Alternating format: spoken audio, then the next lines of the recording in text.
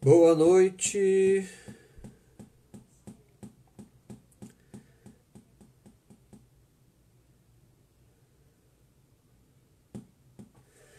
Boa noite, vocês estão me ouvindo?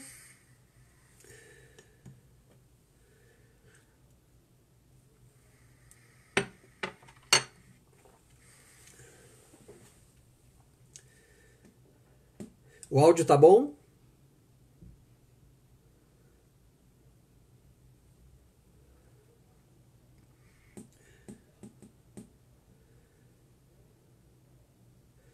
Sejam bem-vindos aqui na minha casa.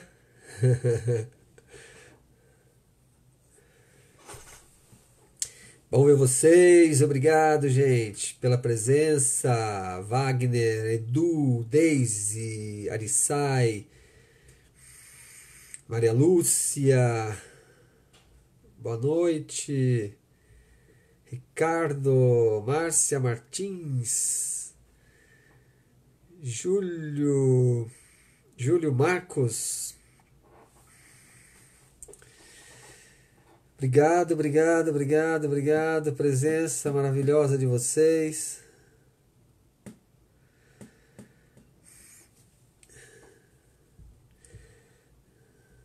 É sempre um prazer poder estar aqui.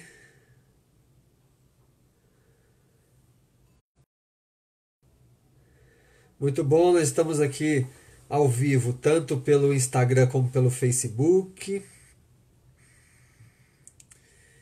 Deus, obrigado. Amanda, obrigado. Isso aí, gente. Vamos chegando, que nós estamos começando aqui essa semana maravilhosa, uma semana de lives, que eu e minha equipe aqui planejou com tanto carinho a partir de hoje. Então,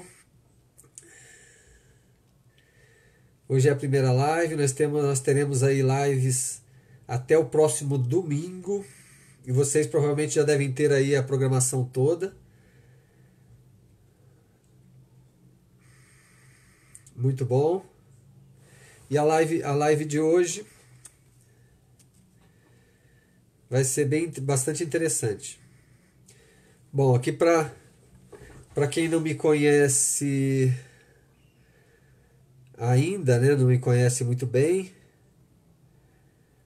eu sou Almir de Carvalho, professor Almir de Carvalho, sou pós-graduado em Yoga e também sou especialista em medicina tradicional chinesa, mais especificamente em acupuntura. Sou palestrante, sou estudioso aí da mente, do corpo, das neurociências, enfim, estudo de tudo para tentar entender, em primeiro lugar, né? Em primeiro lugar, para tentar entender a minha relação comigo mesmo e com o mundo. E aquilo que eu consigo compreender através dos meus estudos e da minha paciência do dia a dia, e que eu vejo bom em mim, né? E como nós seres humanos não somos muito diferentes um do outro, nós temos basicamente desejos muito parecidos, né? E um deles é ser feliz, né? É ter saúde, né? Ter dinheiro também, né? Mas basicamente as pessoas muito íntimo, muito parecido, que é ser feliz, que é ter paz de espírito, né? E ao longo da semana, as lives todas que foram preparadas, nós vamos falar de uma coisa muito interessante que é a mente, né? Que é paz de espírito. Quando você fala paz de espírito, você quer ter paz mental, né? Paz nos pensamentos, na maneira que você percebe as coisas, percebe a si mesmo, percebe o mundo, né? Percebe o espírito, enfim. E eu percebo hoje, né, com essa questão da pandemia, aí, o quanto as pessoas estão com a mente mais agitada, né? Muito mais agitadas, assim, com ansiedade, com medos e com uma série de inquietações que mostram, né, que a mente é um ponto poderosíssimo para a gente tentar gerir, né, ou em outras palavras, tentar trazê-la para nosso controle, a nossa consciência, né? Uma coisa que eu percebo, que talvez vocês também devem perceber, é que isso ficou muito claro agora com essa questão da pandemia, é que os meios de comunicação, né, são extremamente massivos em dizer, né, a maneira o que a gente deve fazer para se prevenir ou combater o coronavírus, né, o Covid-19 aí. Que é usar máscaras, manter um distanciamento, lavar as mãos enlouquecidamente, evitar aglomerações, né? Mas vocês observam que essas condutas ou essas indicações, que são importantes, claro, elas são todas elas voltadas para algo externo a nós, não é? Ou seja, é como se fosse um tabu, né?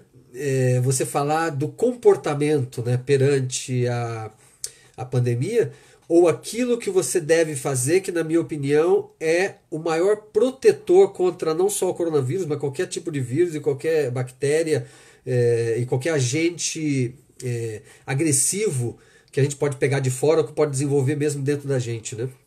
Que é aumentar o sistema imune, né? Então eu assisto os programas, não massivamente, né? Vejo os programas e vejo os especialistas falando, até para ficar por dentro do que está acontecendo, né? Mas eu não vejo ninguém dando atenção para isso, né? Falando assim, porque agora seria um momento, na minha opinião, um momento assim de trazer especialistas da área da saúde, não só que falam do que o vírus pode fazer nos pulmões ou como ele mata, enfim, mas pessoas que falem do que as pessoas devem fazer para aumentar o sistema imune e sim se protegerem dessa questão do coronavírus. E não só isso, protegerem de coisas do dia a dia, né? Básicas do dia a dia, para ter uma vida mais em paz, mais harmoniosa e com mais saúde, né? Na minha opinião, a doença é uma das coisas mais traumáticas, né? E mais dolorosas que existe no mundo, né? Então, essa questão é como se fosse um tabu, né? Não se fala, né? Não se fala em aumento do sistema imune. Não sei se vocês concordam comigo, né?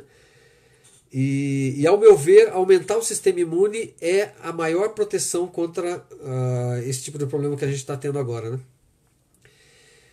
Mas por que isso não acontece, né? Na minha opinião? É porque para a gente aumentar o sistema imune, a gente tem que mudar o comportamento, mudar as ações que a gente faz, ou seja, mudar o que você consome, mudar a maneira que você pensa, mudar a sua relação com o outro, a sua relação consigo mesmo, é mudar toda uma questão de consumo, né? E isso é bastante interessante, do que você consome, do que você bebe, do que você come, os hábitos que você adquiriu, né, da sociedade, de como você deve pensar, o que é certo para você, o que não é certo. Então, essas questões devem ser mudadas. E isso vai de encontro vai de encontro a mudanças mesmo de comportamento de consumo. E talvez isso não seja interessante para grandes empresas aí que vendem certos produtos, enfim. Mas essa não é a questão principal da live de hoje, né? Mas então, para que a gente possa desenvolver uma autoestima e possa desenvolver um sistema imune melhor e possa ter uma relação melhor com a gente com a gente tem que ir por vias tangenciais, tá certo? Ou seja, se vocês seguirem as vias naturais, como se estivesse descendo um rio, né, uma corredeira, sem ter opções de sair para um lado ou para o outro, ou seja, assistir programas de televisão, ver certas revistas, entrar em certos ambientes, conversar com pessoas no dia a dia, se estressarem no trabalho, o comportamento empresarial, tal, ou seja, entrarem nessa vibe, né, e ouvir conselhos de produtos que você deve consumir, a maneira que você deve pensar e tal, a gente necessariamente vai cair na questão doentia, da sociedade doentia moderna, né? Então, para você sair de tudo isso, você tem que ir pelas tangentes, né? Procurar programas de televisão que mostrem coisas boas acontecendo, e tem muitas coisas boas acontecendo, começar a ler livros que exaltam a sua poder mental, a sua autoestima, que tem muitos também. Né? É procurar ali pela internet também palestras e vídeos, ou por exemplo, como a gente está fazendo agora, em que vá dar reflexões para a gente sobre a vida, sobre comportamentos e tudo mais. Né? Então, procurar também informações sobre o que realmente é importante a gente consumir como bebida e comida, né? Principalmente não por questão de consumir porque você tem prazer, porque é muito complicado essa questão do prazer, né? Porque nem sempre aquilo que a gente está gostando o corpo está também.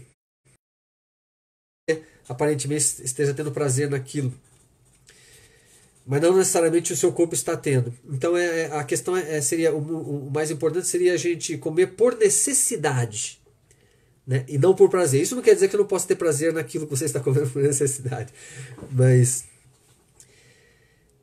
pensar em que dentro de você existe uma vida, né? Uma célula, um ambiente, um programa divino, né? Maravilhoso, que necessita algumas coisas, algumas temperaturas, algumas questões que são fundamentais para a saúde. As células são ambientes vivos, né? Imagine que uma célula do seu corpo contém você por inteiro. A própria célula tem um sistema digestivo, tem um minicérebro, tem toda uma questão do que ela deve fazer. Né? Então, quando ela recebe o alimento é processado dentro dela e em seguida ela tem uma eliminação dos resíduos que não servem mais para ela, e aí ela absorve o oxigênio e devolve o gás carbônico. Então, é uma mini vida ali microscópica que é você. Né? Então, e você alimenta ela. Né? Não só com comida, com bebida, mas com pensamentos, né? O que você pensa das suas células. Né? Muitas vezes dizemos, né? Eu não gosto do meu corpo, eu não gosto do meu jeito de ser, eu não gosto das minhas atitudes, eu não gosto da minha perna, não gosto do meu nariz, não gosto do... A gente diz coisas negativas pra gente que as células sentem. Né? Embora elas estejam ali da pele para dentro e a gente vive sempre um mundo externo, né? Mas as células estão extremamente ativas ali com você. O corpo está conectado com a nossa mente. Então o que você diz para você, para suas células, é o que vai acontecer. Né? Então é muito importante perceber essa questão da saúde mental, né? que na verdade é um tabu, né? Não se fala nisso. Né? Ou quase não. Para se falar nisso, como eu falei, você tem que sair por tangências e buscar informações fora.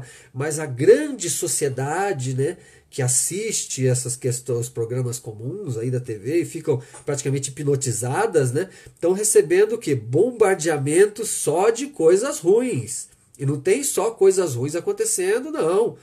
Né? Aqui nem no mundo tem muitas coisas boas acontecendo. Yin e o Yang. Não existe ruim também, assim como não existe só o bom. Mas os meios de comunicação procuram mostrar somente aquilo que te põe para baixo, que tira a sua estima, que faz você ter medo de sair de casa, medo de se realizar, medo de fazer as coisas, medo da vida, não é? Então é preciso ter um certo cuidado com isso, um certo... Teve uma vez que eu ouvi uma entrevista da Monja Coen, eu não sei se vocês conhecem ela. A Monja Coen é a monja, eu acredito que é a mais famosa do Brasil, né? E bem conhecida no exterior também. Ela disse que uma vez ela falou assim, puxa, eu vou fazer uns 10 dias seguidos de meditação pura, sozinha. Resolveu então se isolar e fazer meditação para ela tentar se conhecer um pouco melhor. E quando ela terminou os 10 dias...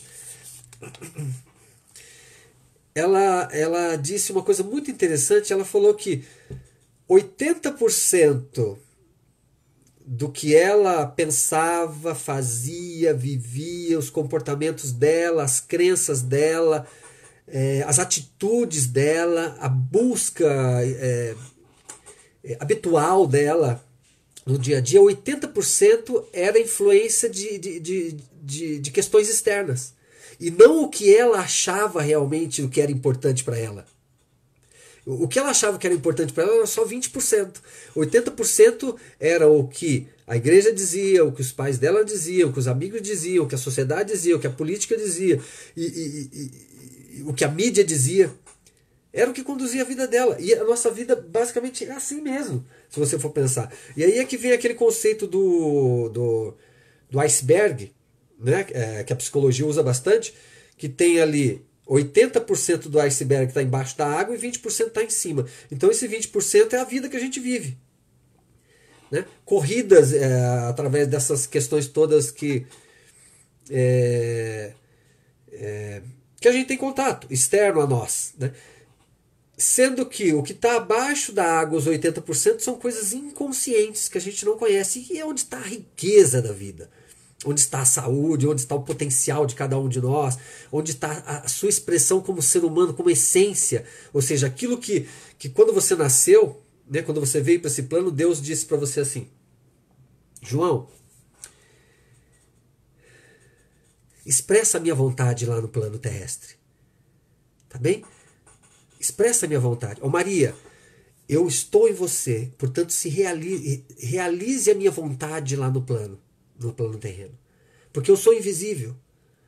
Eu só me realizo através de você, me realizo através dos animais, me realizo através das árvores, das plantas, do sol, da terra e de tudo isso que é maravilhoso no plano. Isso é a expressão de Deus.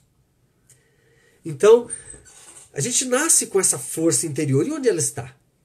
Então está ali nos 80% do nosso inconsciente em que a gente não acessa. Porque está sempre envolvido com coisas externas. Então o yoga me ensinou muito a entrar em contato com essas forças internas e compreender essa questão toda. E tenho certeza que ajuda vocês que estão fazendo, ou vai ajudar aqueles que querem fazer. Então, agora então eu quero passar para vocês assim, alguma forma.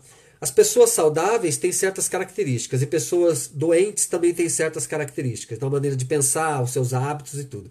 Aí eu quero que vocês observem vocês, em primeiro lugar.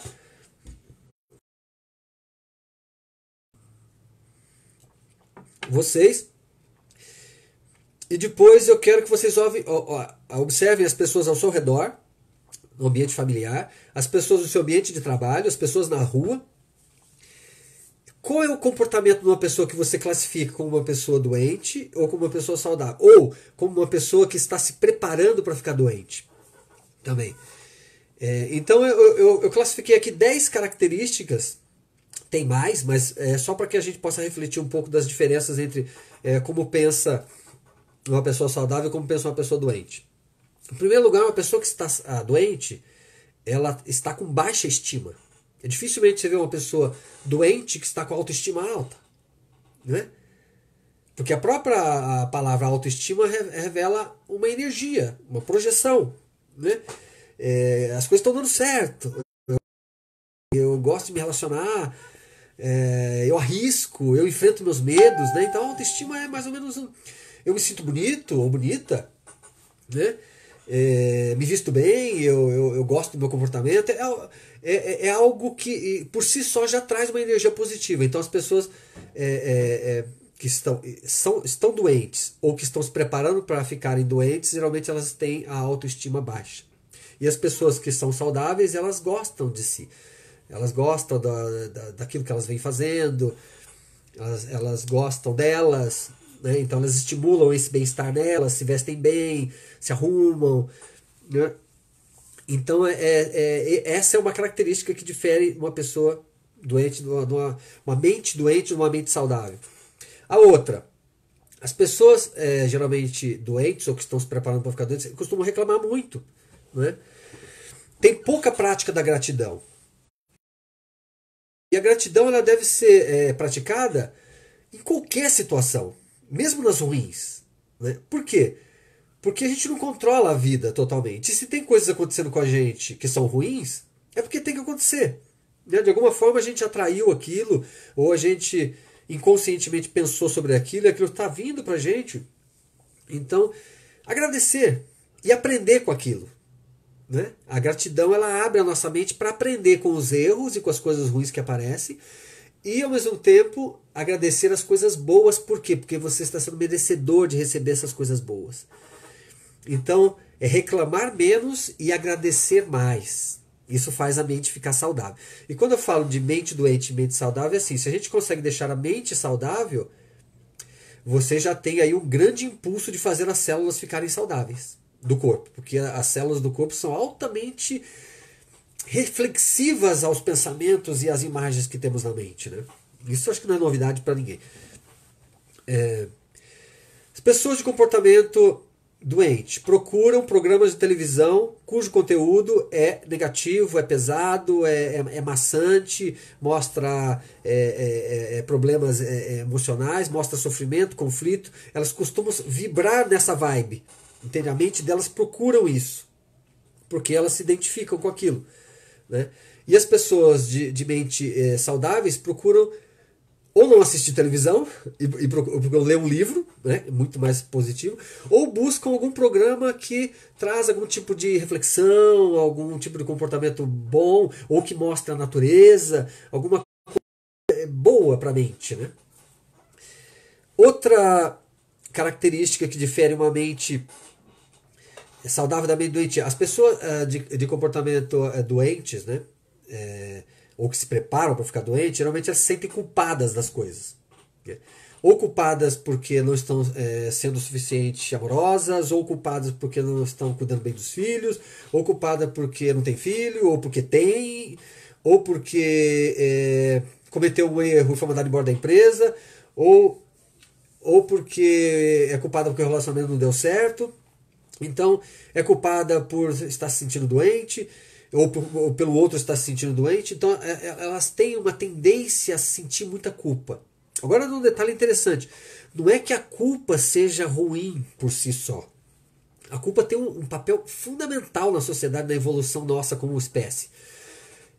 Por quê? Porque a culpa faz a gente refletir sobre uma atitude que a gente provocou. Né? Então, as pessoas de mentes saudáveis, elas sentem culpa também. Só que elas usam a culpa para se reciclarem psicologicamente. Ou seja, ela, sei lá, falou alguma coisa que agrediu alguém, ou algum comportamento dela provocou uma tristeza, uma raiva e tal, ela vai se sentir culpada sim, e aí ela faz uma transformação interior para ter uma atitude melhor na próxima vez, seja com aquela pessoa ou com outras pessoas. E aquilo gera uma energia de bem-estar e de satisfação. Então, ou seja, é a culpa que existe em todos nós, só que transformada em atitudes positivas. E não aquela culpa que deprime a gente, coloca a gente para baixo e faz a gente se sentir vítima. Né? O excesso de culpa, quando ele não é transformado em coisa positiva, ele faz a pessoa se sentir vítima.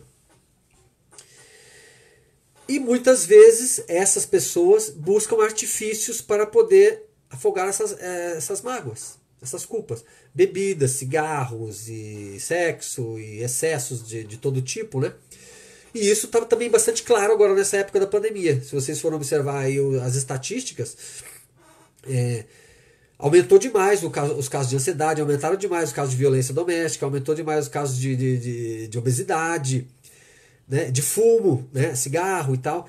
Aumentou muito isso, exatamente porque essas questões emocionais se afloram muito numa situação dessa. Né? Então, ou seja, as pessoas transformam a culpa em algo destrutivo, porque a culpa ela tem um conceito até um pouco religioso, no sentido de eu me sinto culpado, eu vou me chibatar, sabe aquelas questões radicais de religiosos assim que se maltratam fisicamente, chibatam. A gente tem esse conceito no inconsciente da gente também. Então, quando a gente está culpado e a gente não aprende com a culpa, transformando isso em coisas positivas, a culpa vai virar uma chibatada, auto-chibatada, que pode ser através de bebida, excesso de comida, ou mesmo violência contra si mesmo. Todos esses tipos de atitudes refletem a mesma ação, ou seja, uma autoviolência. Né? Outra característica que as pessoas de mente mais doentias ou que estão se preparando para ficar doente têm. Elas vivem os prazeres do momento. E as pessoas de mente saudável pensam a longo prazo. Ou seja, se eu fizer esse exercício agora, todos os dias, certinho, me alimentar direito, eu tenho certeza que quando eu chegar com 50, 60, 70 anos, eu vou estar saudável, vou estar gozando de saúde, vou estar ainda fazendo esses exercícios. Entende? Então, e as pessoas de pensamento, de mente doentias, elas pensam no prazer do momento, ou seja, é isso que eu quero comer, é isso que eu quero beber, eu vou fazer isso porque eu vou morrer mesmo. Aí começam a surgir aquelas frases famosas, né? Tipo, eu vou morrer mesmo, para que eu vou me privar, né?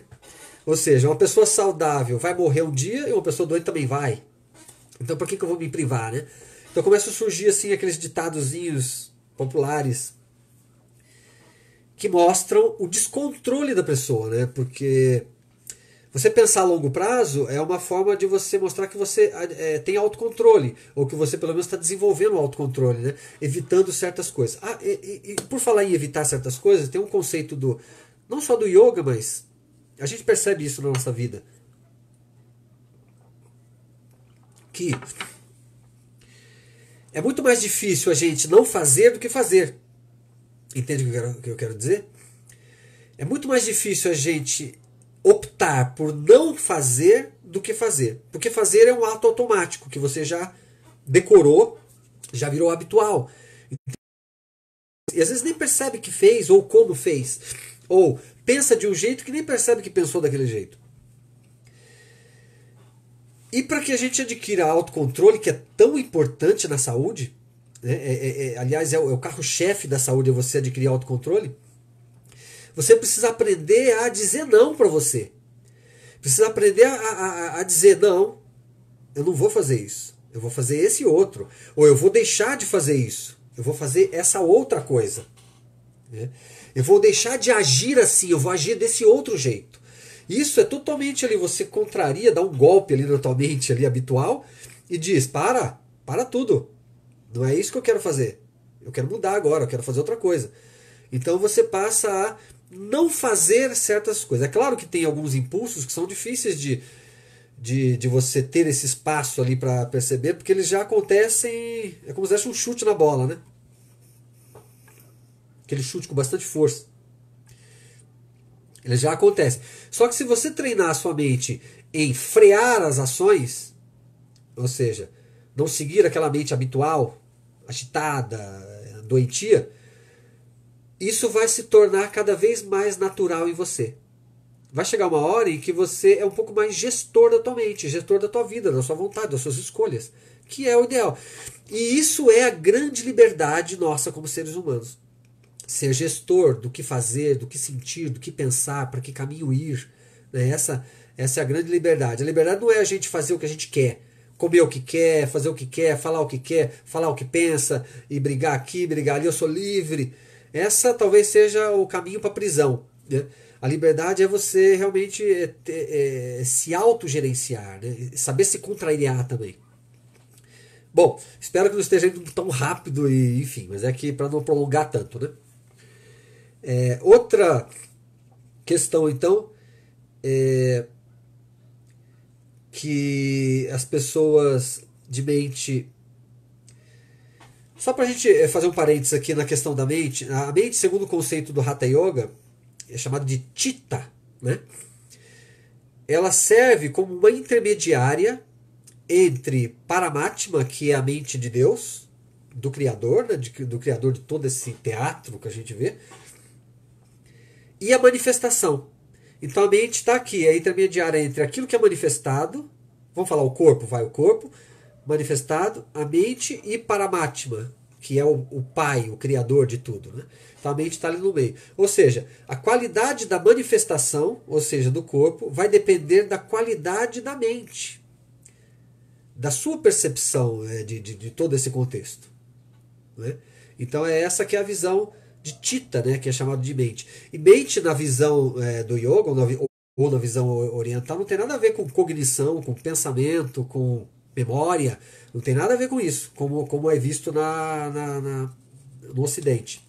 A mente é essa percepção muito maior, que liga uma percepção da matéria, em si da manifestação, e ao mesmo tempo liga na manifestação do Criador, da fonte, do que a gente é como essência. Né? Então isso é um detalhe interessante também. E como que acontece o controle da mente? Né? Esse controle que eu venho falando que de princípio é difícil, mas que com o tempo vai se tornando uma coisa habitual. Ocorre em 3 estágios. Primeiro, você aprende a frear a mente. Frear frear. Por exemplo, se você tem uma pessoa que você todo dia passa raiva com ela. Por quê? Porque ela te fala alguma coisa e aquele jeito dela falar faz com que você tenha raiva e você cutuca, ou você xinga, ou você briga, põe aquilo para fora. Né?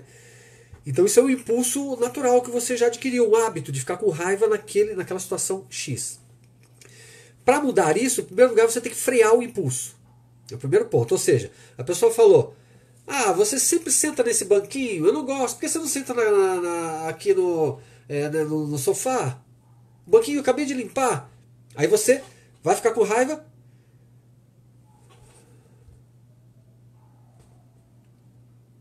Né? Dá aquela engolida, tal, mas você deu um espaço. Entende o que eu quero dizer? Antes de reagir, você deu um espaço. Né? Realmente, a pessoa limpou o banquinho, limpa, e toda vez que eu vou sentar ali, eu desarrumo, sujo. Realmente, eu vou. Né? Então, essa já foi a primeira quebra que você deu no teu comportamento. É um freio, você deu um freio. Depois que você dá um freio, você passa a ter um controle sobre aquilo, depois de um tempo. É claro que isso vai escapar em outras vezes. Outras vezes vai escapar e você vai brigar e tal. Mas o treino constante vai fazer com que vai chegar uma hora em que você tem controle sobre aquela ação. Ou seja, a pessoa vai falar... Já não vai falar mais do banquinho, né? Porque você parou de sentar no banquinho. Mas vai falar de outra coisa, que também te deixava nervoso, irritado. E aí você vai... ter o controle do impulso. Ou seja, você vai compreender a situação e vai brincar com aquilo. Vai brincar com aquilo, vai inverter a situação, vai colocar uma piada ali e vai mudar um pouco. Isso significa que você agora está com controle sobre aquela ação raivosa que te trazia mal, que trazia mal para a relação do casal, né? Isso deve estar acontecendo muito agora na pandemia, né? Aquilo que já tinha ali embutido dentro de cada um, mas que se dispersava nos trabalhos, agora dentro de casa vem à tona e é porrada, né? É porrada mesmo para valer.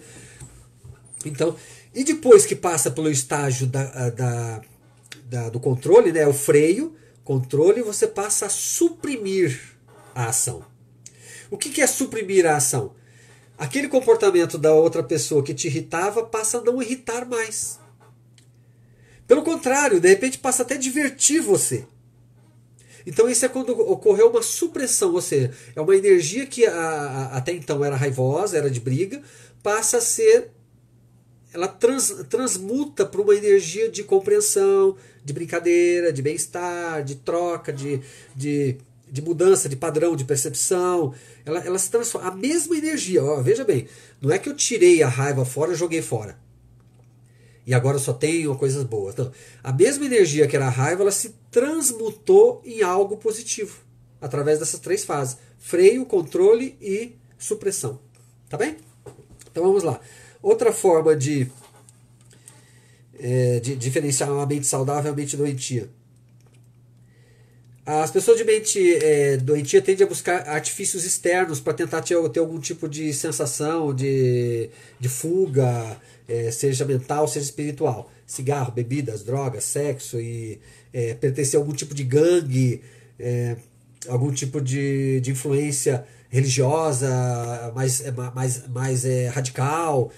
Então elas buscam influências externas para tentar ter algum tipo de elevação. E as pessoas de mente saudável tentam buscar dentro de si mesmas algum tipo de compreensão, de autocontrole, de espiritualidade, buscam nelas mesmas. Entende? Tem uma diferença bastante significativa aí. Qual a outra questão importante também?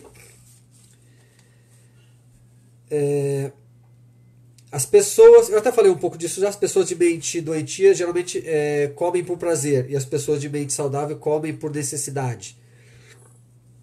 Isso também eu já até tinha falado um pouco sobre isso. Porque eles estão pensando na satisfação do momento, né? Outra diferença entre a mente doentia e a mente saudável é as pessoas de mente doentia tendem a combater o ódio com ódio. Entende o que eu quero dizer? Por exemplo, toma lá da cá. Falou, toma. Respondeu com a cara virada, vai tomar o dobro. Né? Bata de um lado, toma do outro. olho por olho, dente por dente, né?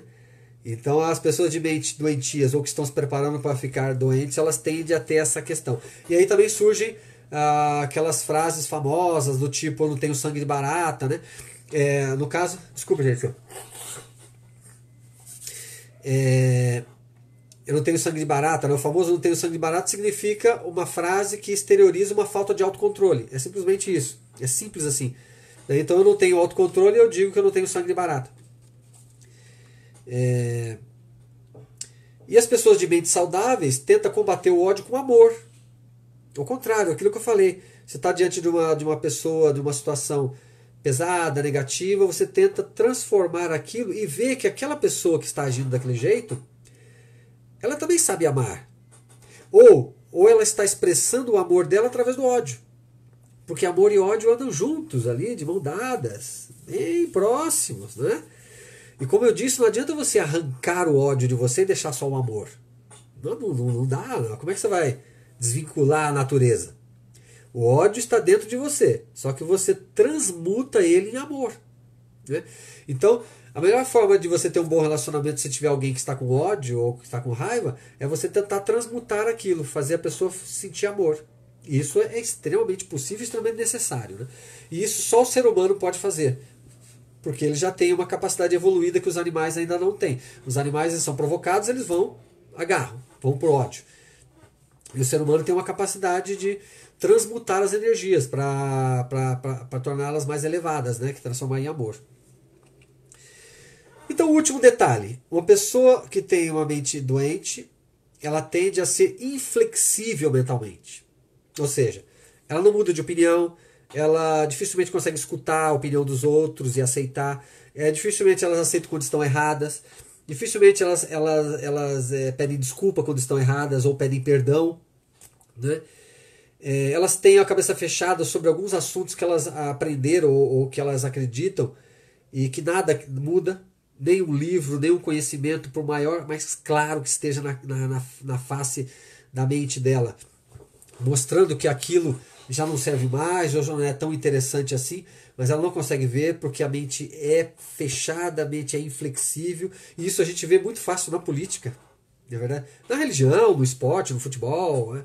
Essas áreas que tendem a aglomerar pessoas, e muitas vezes ir por lados radicais, né, contrários, mostra muito bem essa tendência né, de ser inflexível, né? Às vezes a gente vê uma coisa que está extremamente errada, não está certo, está errado, terrivelmente errado, mas a nossa mente inflexível acha um jeito de mostrar, não, mas aquilo é injustiça, por isso, porque estão inventando isso, ou aquilo, ou aquele outro, isso que eu estou vendo não está certo, não, pelo amor de Deus, não é isso. Não, né? Então aquela mente inflexível, então precisa ter uma mente flexível. Gente, eram essas as características que eu queria mostrar para vocês dos dois tipos de mente, que eu gostaria que vocês prestassem atenção. Essas observações que passam pelo freio, pelo autocontrole, pela supressão, são características inclusive da parte teórica do yoga, os yamas e niyamas. Yamas e niyamas são formas de você observar o comportamento e mudar a partir do comportamento, né? Porque não adianta, gente, só querer. Tem que fazer a mudança no comportamento, ou seja, na ação. Se a ação física, que é a manifestação, não fizer a modificação, não adianta ficar só na mente. Não adianta eu falar só assim, eu sou pacífico, eu sou saudável. Claro que ajuda. Você falar eu sou saudável é mais forte do que você falar eu sou doente, né? Mais positivo. Mas é preciso mudar o comportamento, ou seja, vai lá e muda o que você come, ou seja, muda a ação que você tem com aquela pessoa. Ao invés de bater, abrace, né? Então são ações. Ao invés de falar uma palavra negativa, fala uma palavra positiva. Então as ações da manifestação física é que vai mostrar que você realmente está mudando, e não só você querer ou você falar palavras só, né? Precisa o corpo todo, a manifestação abraçar a causa. Né? Porque senão fica só o quê? 20%. O iceberg, os 80% fica para baixo, com tudo aquilo que você continua fazendo, mantendo, e os 20% lá em cima você diz, eu mudei, eu sou positivo, eu gosto da vida, eu sou saudável, mas daqui para baixo está tudo ao contrário. Né? Então o corpo tem que entrar na parada. Né? E o yoga me ajudou muito a perceber isso. Por isso que o yoga trabalha corpo, mente, sentimento, respiração, para que todo o conjunto tenha uma coerência. Não fique seu corpo sentindo uma coisa, cabeça querendo outra, pensamento mostrando uma coisa, sentimento mostrando outra, entendeu? Então, gente, agora, para a gente finalizar, eu vou deixar um tempinho para perguntas, né? E o que eu puder ver aqui de perguntas e responder para vocês será um prazer. Mas a princípio eu vou dar para vocês aqui, para terminar, que exercício pode ser feito, né? Bom, atividade física, que você gostar, yoga é muito bom, mas se você não gostar de yoga, pode ser qualquer tipo de atividade física para que você tenha um gerenciamento da sua fisiologia, né? Procurar se alimentar direito e beber as coisas saudáveis, isso também está em suas mãos e é uma atitude também, né? Ou seja, a alimentação é muito importante, você comer poucas quantidades, né? Coloque pouquinha quantidade, porque pensa que o seu estômago é o tamanho da tua mão, fechada. Imagina que para encher isso aqui não precisa muita coisa. Então você come pouca quantidade e mastigue bem a comida. Isso dá uma vibração nas células tremenda. Beba separado da alimentação. Beba bebidas quentes, né? Como eu estou fazendo aqui. As quentes vão fazer o seu metabolismo aumentar, ou seja, porque a temperatura do corpo é 36 graus, 36,5, e a bebida quente está nessa temperatura, ou talvez um pouco mais, vai ajudar a limpar o intestino, limpar o estômago. É muito importante. E agradeça. Todos os dias quando acordar, agradeça por mais um dia, agradeça por você ter lucidez, por você ter saúde, ou se você não tem saúde, agradeça do mesmo jeito. Comece a agradecer para você recuperar a sua saúde. Agradeça a família, agradeça a Deus, agradeça as oportunidades, agradeça tudo que você puder. Agradeça. A mente de gratidão, ela é poderosíssima. Então essas são as atitudes práticas que eu dou para vocês, tá? Agora, vocês querem fazer alguma pergunta que eu respondo para vocês aí? Só lembrando que eu estou dando yoga online, né? Eu estou com 2 turmas, segunda e quarta às 9 da manhã, terças e quintas às 18 horas. E se alguém quiser fazer, também pode ser feito então uma aula experimental gratuita para que você conheça o projeto. Me passe ali um particular que eu te explico como que é a questão. E gostaria de ver se tem perguntas aí. Não sei se eu sou muito bom em perceber aqui onde que as perguntas entram, gente.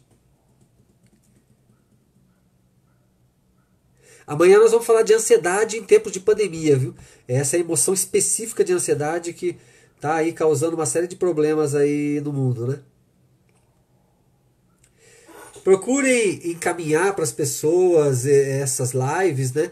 Divulguem no seu meio social. É a forma que eu tenho, né? Que vocês me ajudem a chegar no maior número de pessoas para levar essas informações. Como eu falei, para a gente ter essas informações, tem que sair pela tangente, né? Se você for pelas vias onde o rio te leva, você não vai encontrar nada.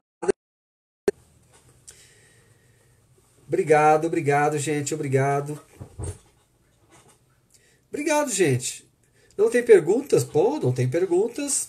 Então significa que a palestra foi muito clara. Ou que ninguém entendeu nada do que eu falei. Apesar que não, acho que esse assunto é um assunto.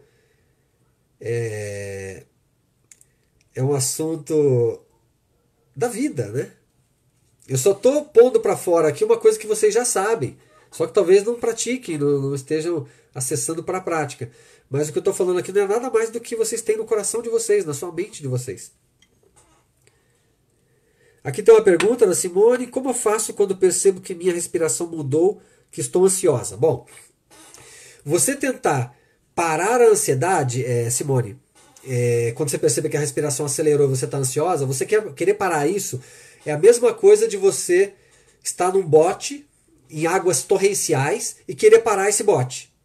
É praticamente impossível, né? Então você tem que esperar aquela água torrencial, daquela parte mais difícil da água ali, que você está no seu bote, passar, para quando chegar aquelas águas calmas lá e você sentir que a tua mente acalma e você fica bem, né? E o que são essas águas agitadas? São as nossos comportamentos. os nossos comportamentos perante a vida, perante as pessoas que criam certas situações que geram a ansiedade. Então o ideal é você perceber o que te deixa ansiosa, Simone. Por exemplo, o que aconteceu antes do seu coração acelerar? Às vezes pode ser que não aconteceu um pouquinho antes, pode ter acontecido no dia anterior, uma mágoa, uma raiva, algum desentendimento emocional que ficou embutido dentro de você e aí depois de algumas horas ou depois de um dia aquilo sai. Porque a ansiedade é uma expressão do coração, né, do corpo, né? Ele tem que pôr para fora, está muito agitado.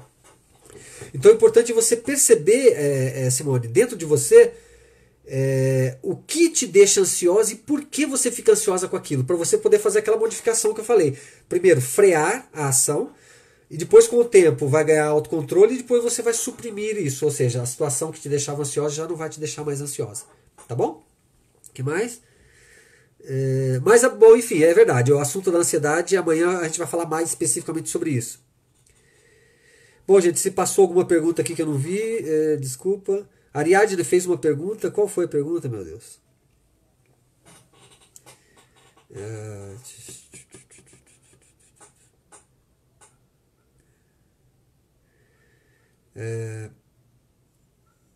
Bom, eu não consegui ver.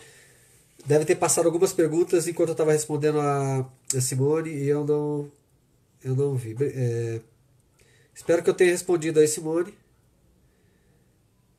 Assiste amanhã, que amanhã eu vou falar mais detalhadamente sobre a ansiedade. Tem mais alguma pergunta? Gerson, obrigado pela presença, meu querido.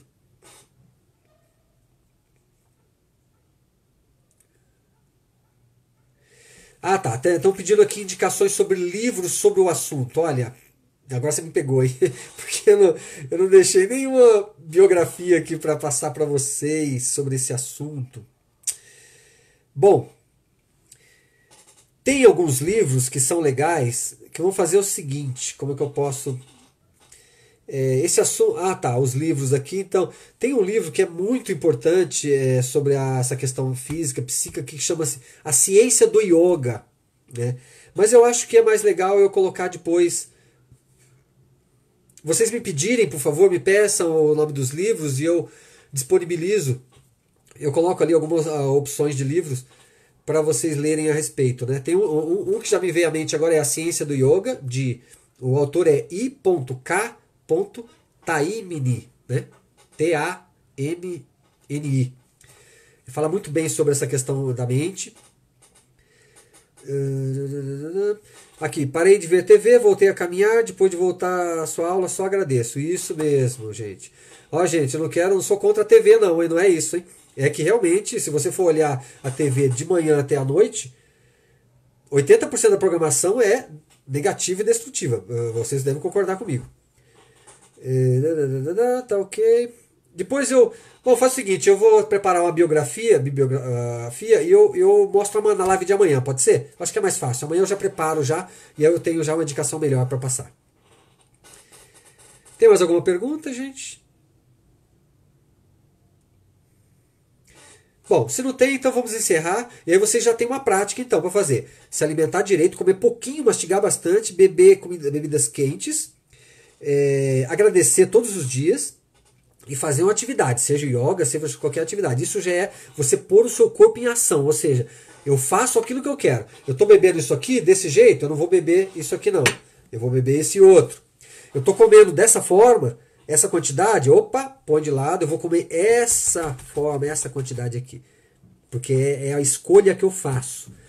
Eu estou parado, eu fico deitado ali, não faço nada, opa, amanhã cedo eu já vou começar a fazer caminhada. Eu vou começar a fazer exercício. Ou amanhã cedo eu já vou escrever no yoga do Almir e vou começar a fazer. Entende? Então isso é colocar o motor para funcionar. E isso realmente é uma transformação realista, né? Gente, agradeço muito a presença de vocês. Muito bom estar com vocês. E eu vejo vocês amanhã. E procure divulgar então para as pessoas, para que a gente tenha um público grande amanhã e possa trocar essas informações. Obrigado, obrigado, obrigado. Obrigado. Namastê, namastê. Eu vou disponibilizar essas palestras aí na mídia social e vocês depois compartilham, tá bem? Tchau.